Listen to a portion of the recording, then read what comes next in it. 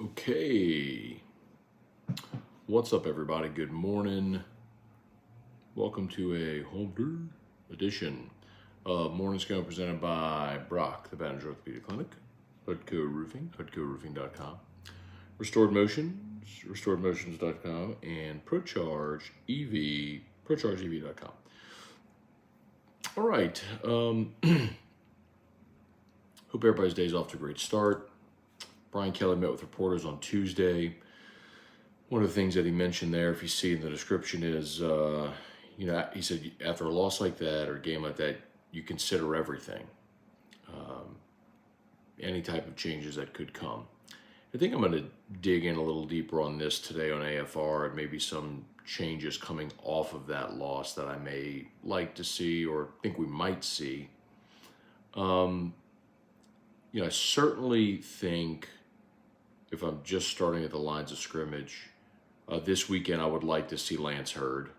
I understand not wanting to run a true freshman out there against that defensive front in that environment, in that game situation. That's a really, really tough ask. I'm hoping we get to see Logan Diggs this week. Brian Kelly said that it was a coach's decision why he didn't play last week. I think they held him out, thought he wasn't 100%. When Brian Kelly gave us the injury report on Tuesday, the only ones he mentioned were Armani Goodwin being questionable and Aaron Anderson being probable.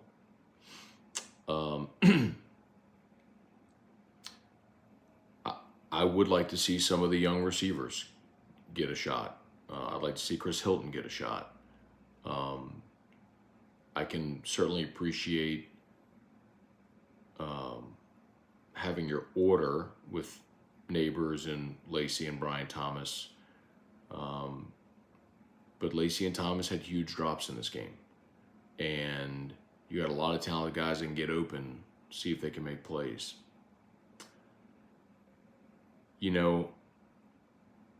Defensively, I think we've all said it. Would like to see Harold Perkins rush the passer.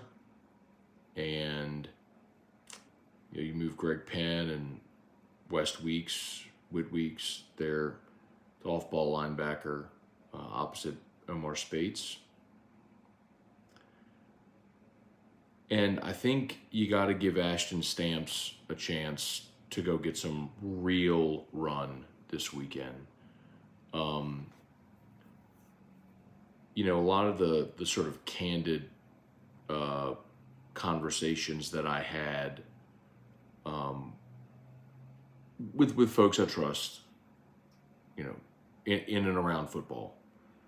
I don't mean to pick on Deuce Chestnut here, but the consensus there was, look, this is a guy that runs a 4.6 40, so he's not fast enough to keep up with these elite level receivers, and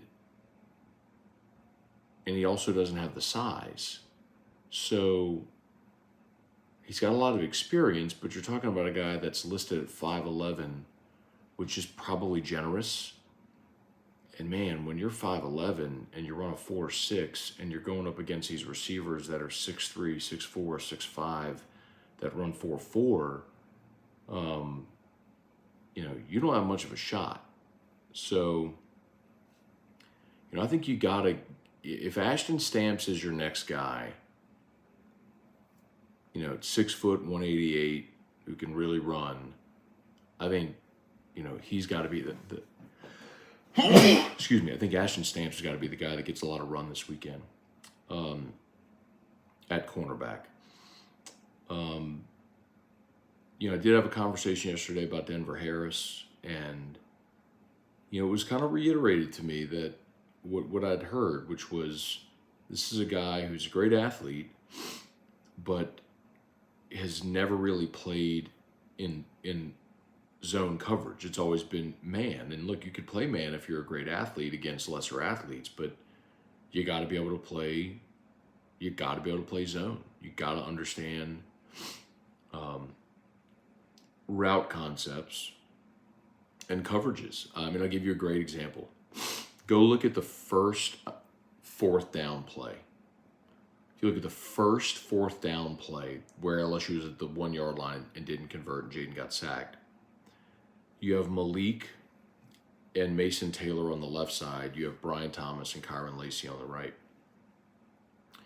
Malik and Mason Taylor kind of rub, and I'm telling you, and so Malik did a double move and ran a corner route, and they were trying to confuse Florida State into switching, and if they did, Malik would have been at the corner before anybody would have even been able to realize what had happened. But they didn't. Like, those dudes knew their assignments. Florida State defended that play very well. Is Malik Neighbors a better athlete than those defensive backs? Yes, but they defended the play perfectly. So you got to know where to be as well. So just a few thoughts there as we get started here. Let's say some good mornings. Jason Losness, good morning. Christian Myers, just asked about Denver Harris. And I get asked about Denver Harris all the time because people know he's a 5-star. And again, the problem with Denver Harris is what I've told you over and over again. It's you have a good athlete that maybe doesn't understand where to be on the field, and so that's a real problem when you're playing a team like Florida State. I think that's why Ashton Stamps has raced past him, and LaTerrence Welch for that matter. Debbie Jenkins, good morning. Brant Roban, maybe teaser said than done. Shouldn't the offseason be for finding that edge and attention to detail? Brant, I think that's fair. Yes. That's absolutely fair. It was a big part of what Brian Kelly said on Monday was talking about the competitive edge. And I'm in complete agreement with you. The fact that you went into a top 10 matchup in a hostile environment and you didn't execute and they were more physical. Yeah, those are types of things that you would have hoped you'd have figured that out in camp. Jacob Willis, good morning. Jeremy Causey, did you see Preston Guy tweet? I can tell you I didn't see a Preston Guy tweet. He broke down the offense passing game, 4 passes past 15 yards the whole game. This will always put a ceiling on us. Jeremy,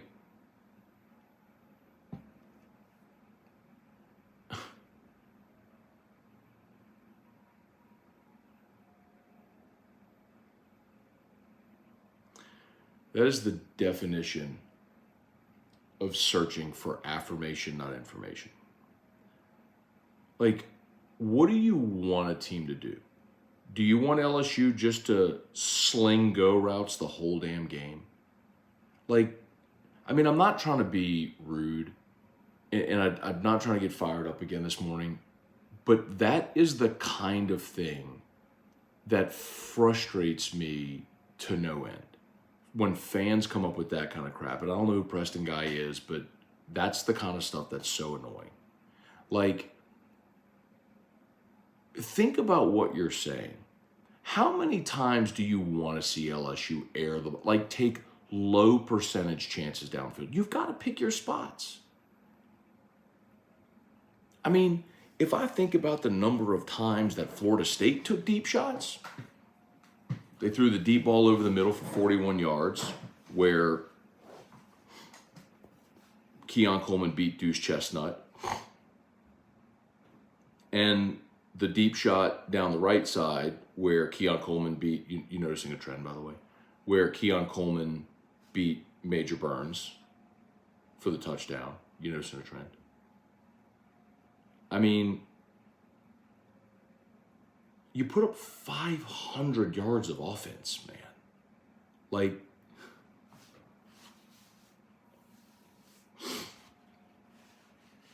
it's just such a stupid narrative. It's so stupid.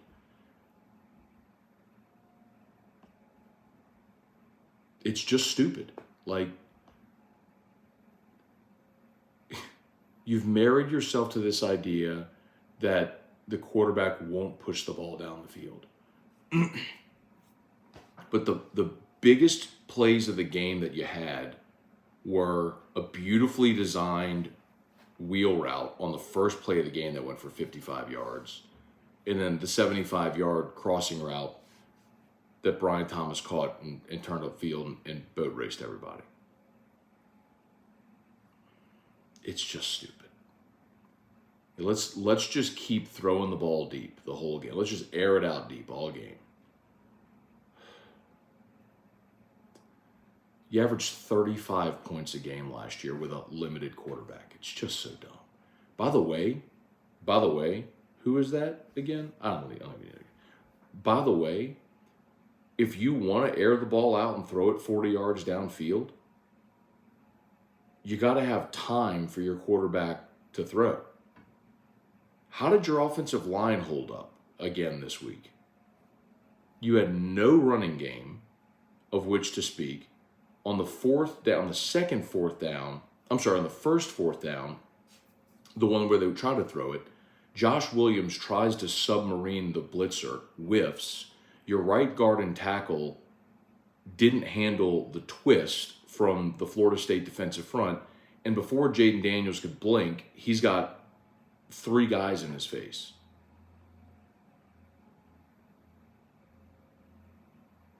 No, let's just sit back there and air it deep. Oh, it's so stupid. God, it's so stupid.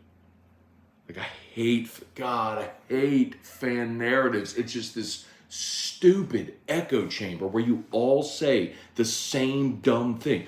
When's Denver Harris going to play? Why won't Jaden throw the ball deep? It's the same stupid things over, and you just all hear it and believe it and marry yourself to it. Then you take any shred of evidence to suggest it or validate it and ignore anything to the contrary. It is so dumb.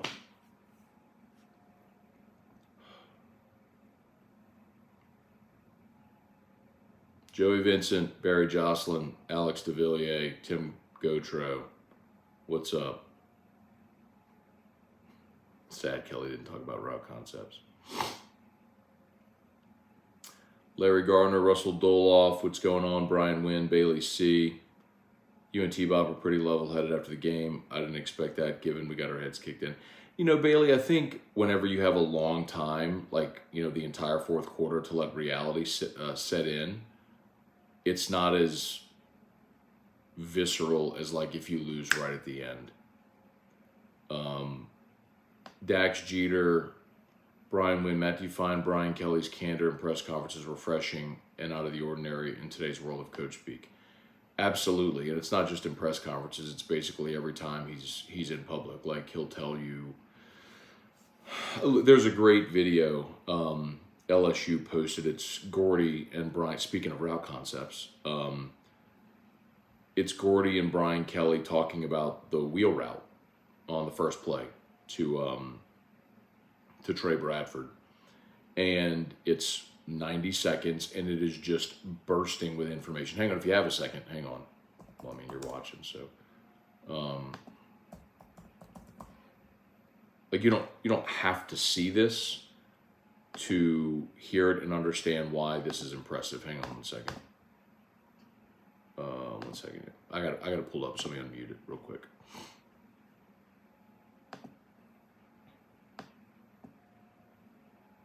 I want this unmute.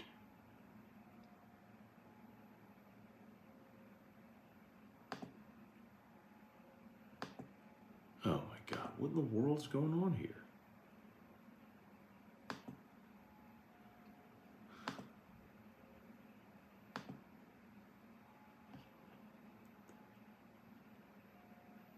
There we go. That was weird. Anyway, all right. So here's Gordy and Brian Kelly. This is 90 seconds. It's not even 90. It's a minute, and they talk about the wheel route. Hang on. Coach Brian Kelly, and Coach, for me, it's an easy play. I picked out the first one, really well-designed pass to Trey Bradford. Yeah, I mean, we were looking to get Trey out of the backfield here in this one-on-one matchup. You can see we started with trips to the left here. It pulls the nickel, if you watch right here. The motion here pulls the safety down to the opposite side. We clear out with both Neighbors and BT, and now that leaves him one-on-one on the backside with number 4, but we also bring the tight end. So this misdirection floods the backside, and the rest now is if we get Trey going here. is a big play to start off. But again, misdirection, flooding the zone on the backside, now puts number 4 here in a very difficult position. You can see as the tight end drags across and Bradford comes out of the backfield, he's got to decide which one he's going to take. That's a pretty good route concept, right? Anyway. All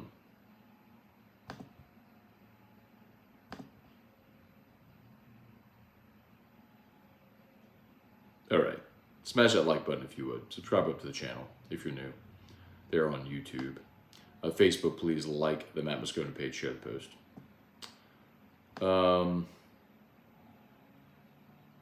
Wacky Chris, good morning. Son's baptism went well. Wish could say the same for the Florida State game. More freshmen to play this weekend. Who might we see that I'm trying to think of who we might see that didn't play this past. Probably, I mean, I'm sure like if this game gets out of hand, you'll see some of the freshman receivers. You should get to see Sheldon Sampson and Jalen Brown. You'll probably see the freshman tight ends as well. You might see Kamorian Pimpton and Mac Markway. So yeah, I think so. Ray Langlois, Matt, thought Brian Kelly's press conference was spot on. Great coaching explanation. Claude go crazy. Lacey needs to be replaced with Sampson. If Lacey's replaced, it would first be with Chris Hilton. Chris Hilton's the next guy up. Wolfpack, why is Brian Kelly more concerned with Perkins at the next level than his play now? Not exactly what he said. He said when you're considering a player, you consider how we can impact the team. You have to look at player development. You have to look at next level. He said all three. But I'm with you in the sense that you can't be so much concerned with what Harold Perkins is going to do at the next level. You have to look at what Harold Perkins is going to do to help your team win at LSU right now. So I do agree to that level, but it's not exactly what Brian Kelly said. Antron Hemingway, good morning. They're trimming hedges. Like literally right there. Brad David, why did Florida play Utah when they already play Florida State? That really puts them at a disadvantage. Yeah, Brad, there's a lot of schools that do that when they have a traditional Power 5 non-conference matchup, but still play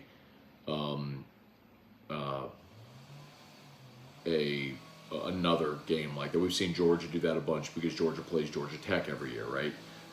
Georgia was supposed to play Oklahoma this year, along with Georgia Tech, but the Oklahoma series got canceled because Oklahoma's coming into the conference. So we see Kentucky do that because they play Louisville every year, and sometimes they'll play another Power 5. You mentioned Florida State. Look at Florida State. Florida State played LSU, and they're going to play Florida. So we see that pretty commonly.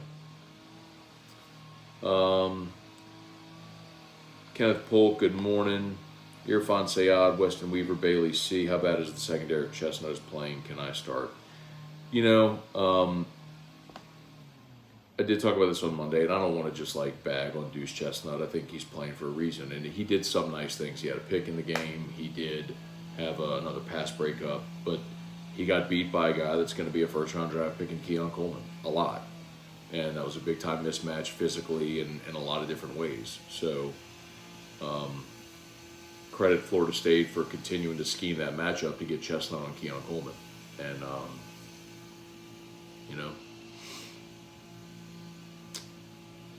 you're going to face some other good receivers. Maybe not as good as that guy, but, Shamar Stewart from A&M is really good.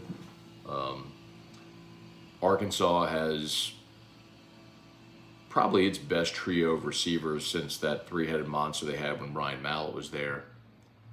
And Bobby Petrino. They're gonna be challenged. Let's see, Nick Newbill, Bubba Tatum, Rappin' Batches. Brian Kelly's a good coach. I'm not buying it, and he's great and wonderful. And we're gonna win championships until it happens. Okay. Dane Bergeron, good morning.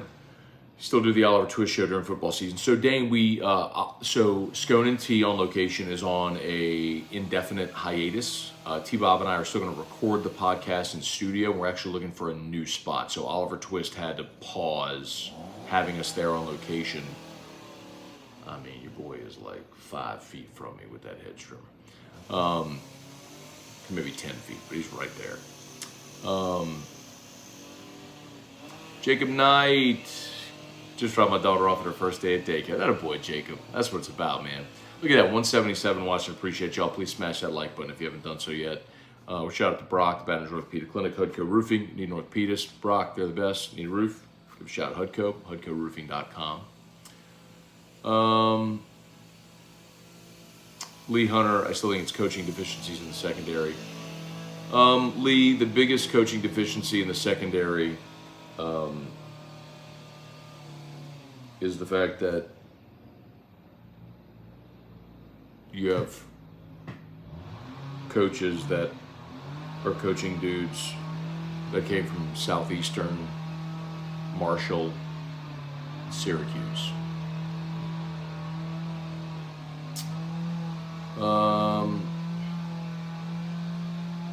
Ricky Tucker, why did Hilton not play on Sunday? Don't know, man. They got their guys.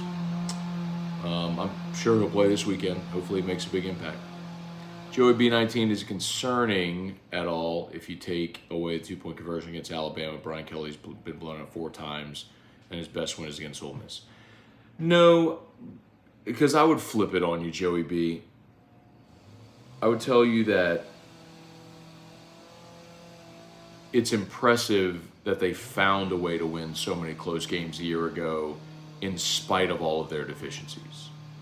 And you can't take away the 2-point conversion against Alabama, and that was a mighty impressive win. And they blew out Purdue in the bowl game. Limited team, I get it, but you did what you needed to do in that bowl game. And you didn't show up against A&M. There's no excuse for that. But Georgia was in a different league than you. And, you know, the thing about that Georgia game, too, that you forget, Jaden threw for 200 yards in the first half. Nussmeier did what Nussmeier does and turned the ball over twice in the second half after Jaden got hurt. And that game, Georgia got its crease when you did an extremely dumb thing and didn't down a live ball on a blocked field goal. So, anyway, I think Joey B19, if you're trying to spin it that way, you can. But the more important context is, a year ago, you were brand new all across the board, and you found a way to win 10 games. And you're saying if you take away the 2-point, you can't take away the 2-point conversion. That was incredible. Let's see. Bubba Tatum, Matt, thanks for what you do here. Was able to have a reunion with old friends from elementary and high school at this game this weekend. We ran into each other watching you. Love our community. Awesome. Cool, Bubba. Thanks, man. Really appreciate that. Glad y'all had a great weekend, man. Tiger Diver, good morning. Dax Jeter, can you talk about Florida State players saying Miles Frazier was telling them how good they were during the game? I don't like that. Feel soft. I think that happens. I mean, that's why I would love if there are, would love if if we could actually watch like a mic'd up version of the game where you could hear everything being said on the field. Let's see. Jason Horn, where's Drew? He loves the backpack blower. Well, it's not the backpack blower. They're just trimming hedges and stuff. But yes, I think he probably would love that. Drew's sleeping, so I wake him up. We finish at 8. I go wake Drew up, and then I get him dressed, and I take him to school. Jason Duplantis, excellent question. Yesterday, Brian Kelly's presser. Keep up the good work. Yeah, so I asked Brian Kelly point blank with the issues in the secondary, you know, how much of it was scheme, right? Like blown coverages, this, that. How much of it was their guys were just that much better than yours? He gave a really good answer, I think. He spoke to some instances where, like, there's technique that they teach. They're coming off the ball, like on a slant. You got to get inside it around. They didn't. Stuff like that. But, I mean, the thing I've pointed out as well, man, is Number 4 in red was the best player on the field. On Sunday night, that dude was the best player on the field. And LSU had guys in coverage against him. You know, the 41-yarder over the middle, Chestnut was there. The touchdown in the back left corner of the end zone, Chestnut was there. The second touchdown, the one before half, on the right side of the end zone, Major Burns was draped all over him. The first touchdown, Zy Alexander was in coverage, and you had help with Andre Sam. They both missed the tackle. Your guys didn't play well.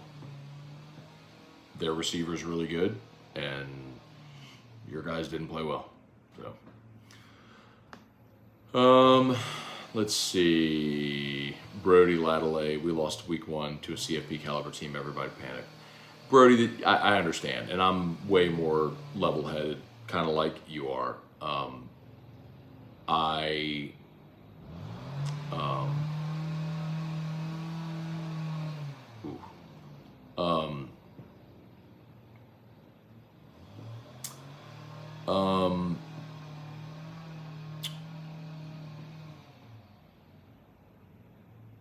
I think the reason the reaction has been what it is that many, me included, so my hand's in the air, looked at LSU as a playoff caliber team.